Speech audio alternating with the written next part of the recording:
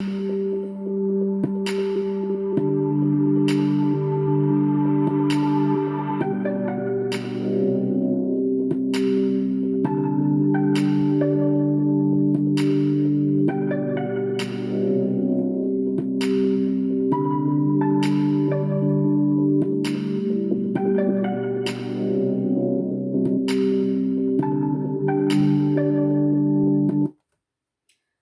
everyone, welcome to my channel.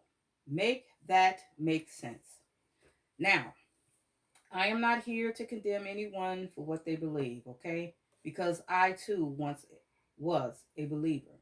I am just here to bring some awareness and to help you all think about the words that are written in you all's so-called trusty old Bible.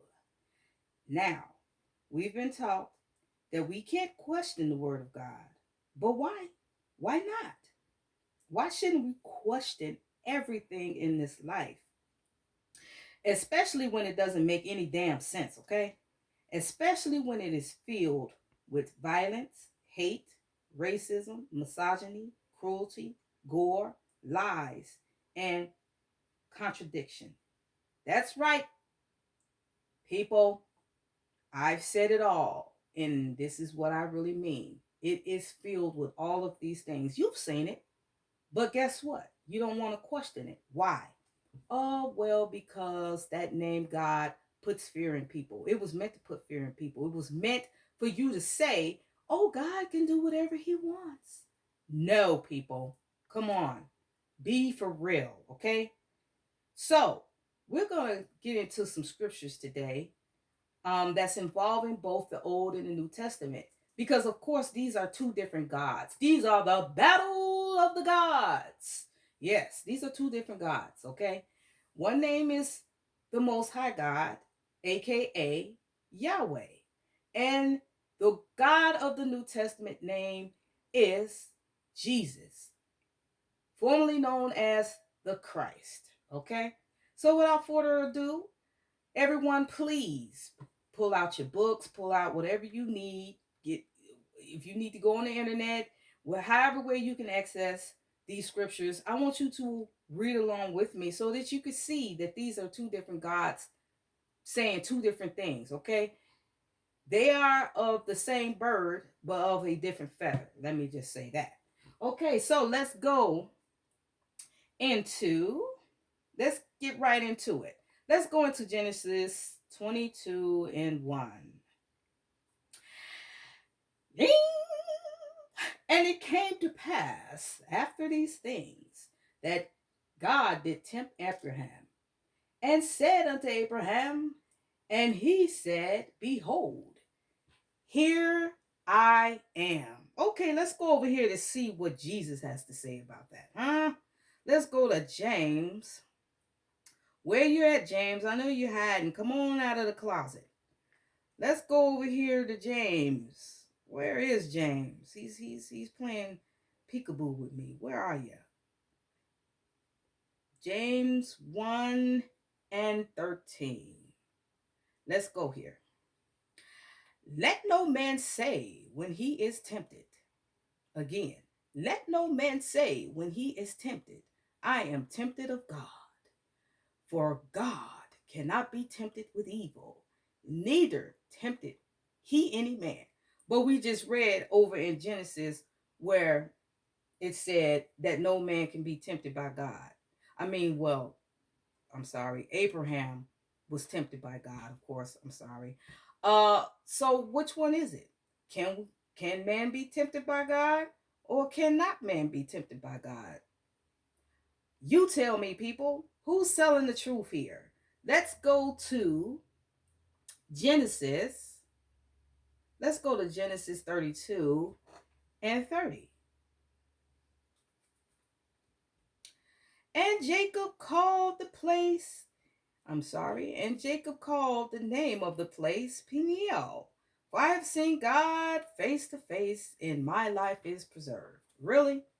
So we can even see here that Jacob said he saw God face to face. So what is Jesus over there talking about? Why is he saying that no man has seen God? Is Jesus confused, or is the Old Testament confused? Can you all help me, please? Because I'm telling you, this thing has really confused me for some time now, and people try to give their own interpretation, but I'm trying to figure out, how can you give your own interpretation on this when it is saying what it's saying? Huh?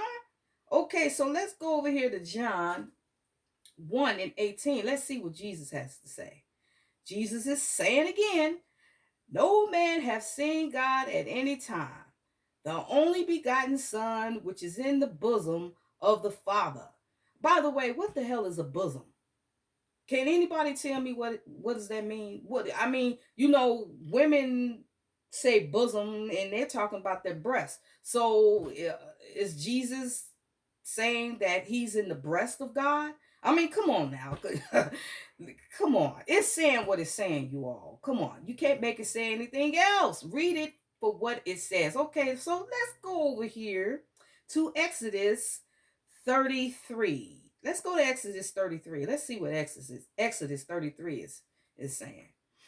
And the Lord spake unto Moses face to face. There go that face to face again.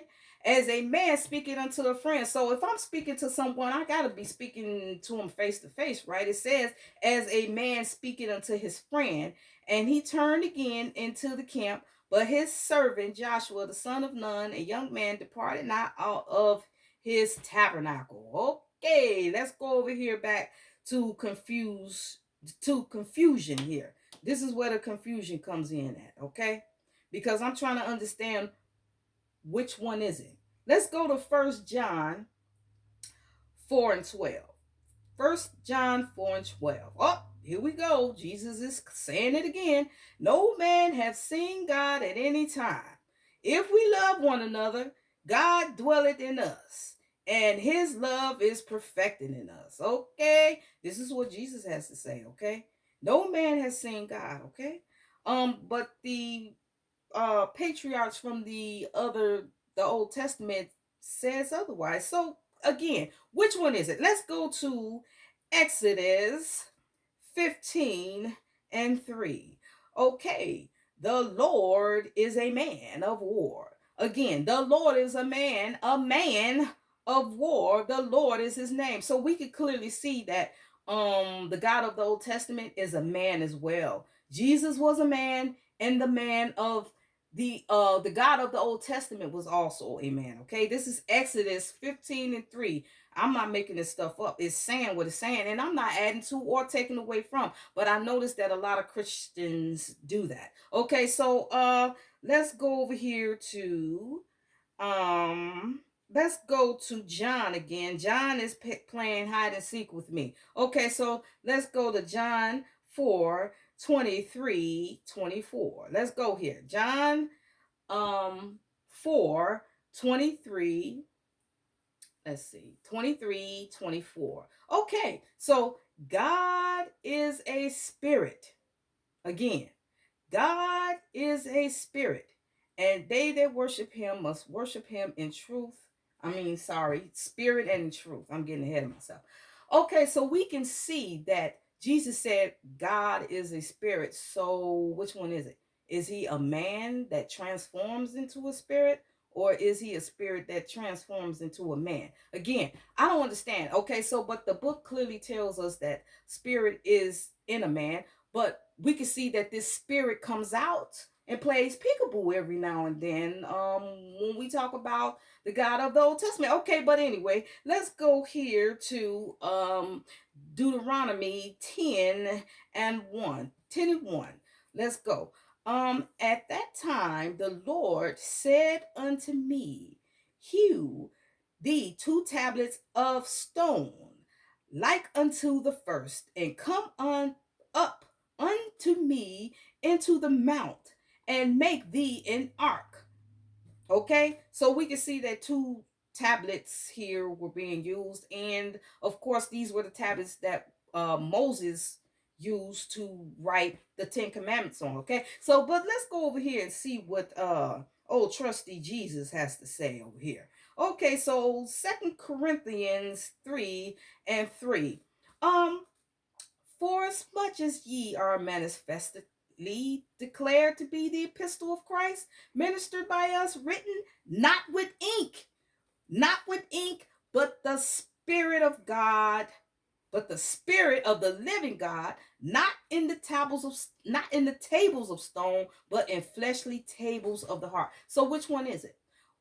Were the commandments written on the stones, or were they written in the fleshly tables of the heart? See, this is what I'm saying. You can't make this thing say any other thing than what it is saying, people. It is saying what it is saying. There are no parables here. There is no metaphorical anything that people try to say. It is no. It is to be taken literally what it's saying, okay? This Bible is saying exactly what it's saying. Do not add to, do not take from.